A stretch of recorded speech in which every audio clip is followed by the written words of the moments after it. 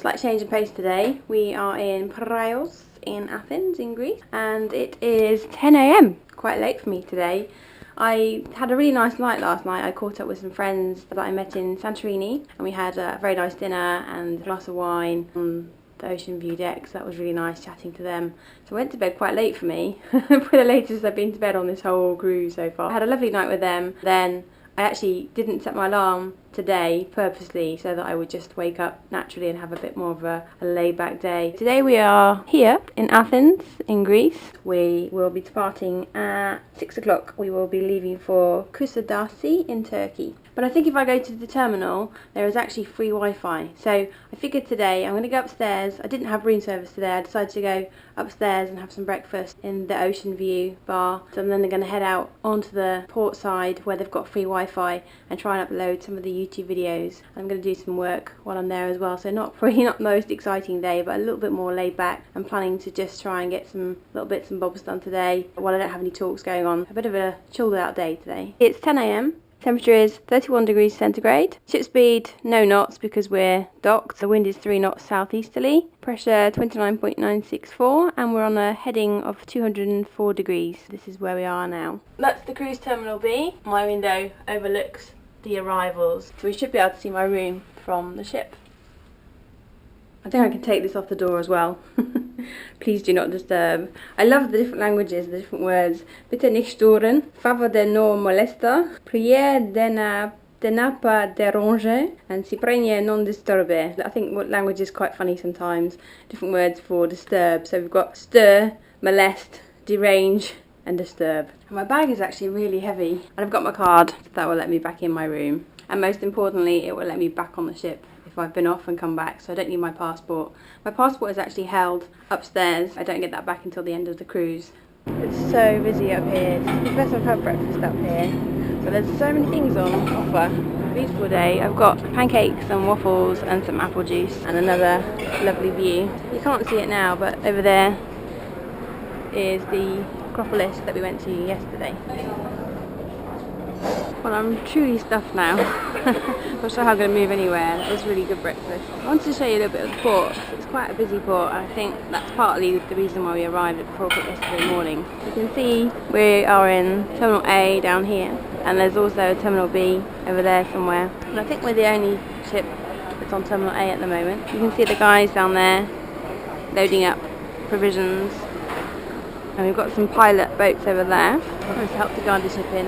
There's another cruise ship there, one there, and a few more at the back. The red bus over there is actually a hop on, hop off bus.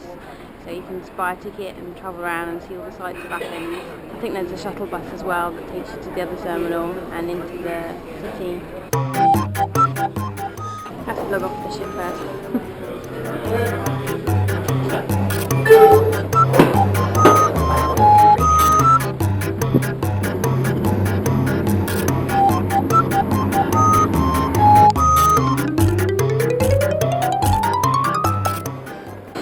Good internet connection this morning when I went to arrivals, and I spent some time checking my emails and downloading all that research for my PhD, and then I thought I'll upload my YouTube video, but then the internet's completely gone now. It's really frustrating. I've spent loads of time trying to upload, and I just realised as well I'd come back into departures now.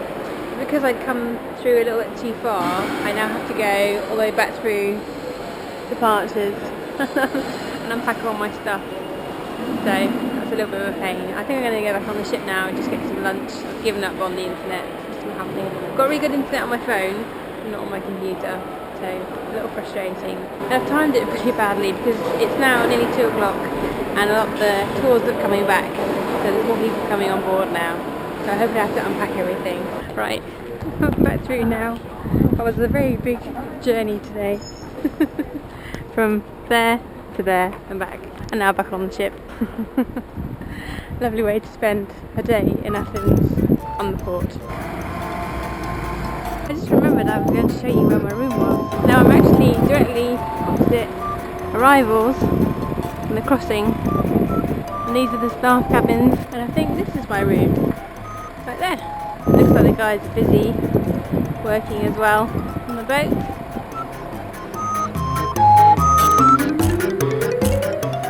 like most people are coming back on board now. It's pretty busy again.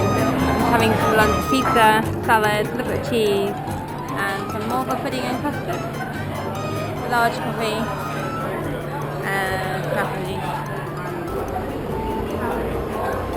But I made it onto the deck at last. Time to get a little bit of sunshine.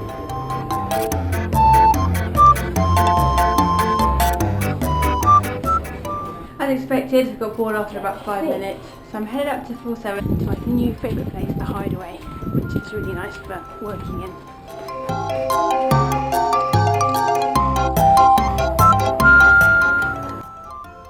An excursion arranged by us and Celebrity. Well, everyone's back on board now, and very soon we'll be leaving Athens, head towards Turkey. We're travelling overnight again. Won't be able to see this view again. Bye bye Athens, bye bye Piraeus. And we're headed to Kuşadası in Turkey next. 195 miles, and we should arrive tomorrow morning quite early.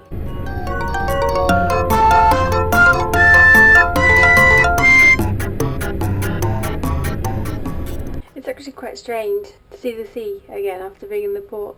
Getting used to seeing buildings. And there's a couple of big tankers out there as well, just by the islands. I think we're passing quite a few islands on our way over to Turkey as we cross the Aegean Sea. Just as we were turning the boat around, I think we must have kicked up quite a lot of the sea floor. A lot of nutrients have probably picked up, so all the seabirds were there feasting away. It's quite weird leaving shore. I can't help but think about what it's going to be like rowing across oceans and rowing around Britain and leaving the coast behind, setting off, and this is how my view's going to be. Probably not quite so warm and not quite so Athens-like, but I can't help but think about what it will be like to be at sea and looking back at the coast as I row out into the unknown. You can see all along the coast from here. Well, we're now headed out to sea. We are travelling 10 knots at 108 degrees and temperature is 28 degrees C. It's nearly 7 o'clock and I thought I'd use a bit of my time to write a bit of a story. It's something I've had in mind for a while, and it follows on from the Oceans Project podcast that we've made over the last 18 months, and we got to the point where I wanted to do something different but I wasn't quite sure what.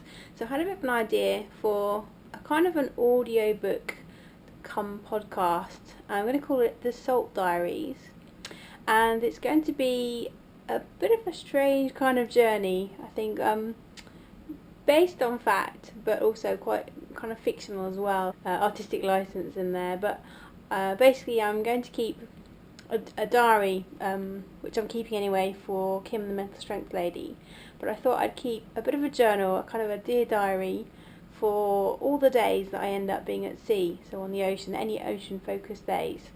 Not just for the cruise, not for the crew speaking, but also for the ocean rowing and anything else that comes up. So the plan is to have an audiobook called The Salt Diaries, and it will be based on journal entries with a little bit of elaboration in it. It'll be telling the story of my experiences on the ocean.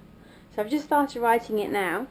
I've been meaning to write it for the whole of the cruise so far. I think we're on day 3 or 4 now. This is my journal here, and I've just started writing it. I don't know what it's going to be like yet. I'm going to try and weave it in with some of the sounds that I'm recording on a dictaphone, and I'm hoping that Roger will help me, and also a very good friend of mine, Jane. I'm hoping that she's going to help me to edit my journals and to create kind of a story that you can listen to. So I hope it will be interesting. It's a little bit of a creative project. It may or may not come out very well, but if I do it and it comes out okay, then I'll let you know and then you'll be able to listen to it. But I'll probably put it on Audio Boom, I think. So it was going to be called The Salt Diaries. And one of the other creative projects I have on the go is my drawing. This one isn't particularly good so far. I'm hoping it might get a bit better. I've never really done art before, but I find it quite relaxing. It's something that I never get time to do. So one of the things I thought while I'm at sea, and ideally once a week when I'm at home, but also on the ocean row, I've been very inspired by a lot of the journals I found from sailors and sea captains, especially from before they had a nautical chart. In their ship's log each day, they actually used to draw a picture. So they'd show some of the ports they've been to and different places. And I think it's a tradition that's died out a little bit, really. It's something I'd really like to do, and I hope in the process my art my drawing, my paintings will get better. I'm really lucky because Derwent Art Materials have given me this really cool case. They've also given me some Inktense pencils and these little brushes that you can put water in, and I've bought myself some paper. As we visit different places, I'll try and draw a picture. This is the one from the other day. I think I've chosen quite a hard one. It's from Santorini, so I was quite inspired by the volcanic rock that we saw. I'm not quite sure how it's going to come out yet. Well, the itinerary's just arrived for tomorrow for Sadasi in Turkey. We arrive at 8 AM. It looks like I don't have a talk tomorrow, so I've got a little bit of a day off public speaking. 8:15 in the evening, and I'm starting to get a little bit hungry now, so I think it's time to go upstairs and get some food. I'm really craving sushi again. Not necessarily fish sushi, but just the general sushi with the seaweed. I've actually got my glasses on now. It's quite amazing the difference. I can see a lot further in these than kind of my contacts, which is quite useful in that very long corridor. Tonight we've got big band music, it's a beautiful evening, just out on the upper deck again. We're crossing the Aegean Sea, the sun has already set and I did get some sushi. I'm going to enjoy that now. You can probably hear the waves. Somehow I managed to break my card again, so I can't get into my room. It might be the because I keep putting it in my mobile phone, but the very nice lady at the desk has now given me a cover. So hopefully it's now Sarah-proof.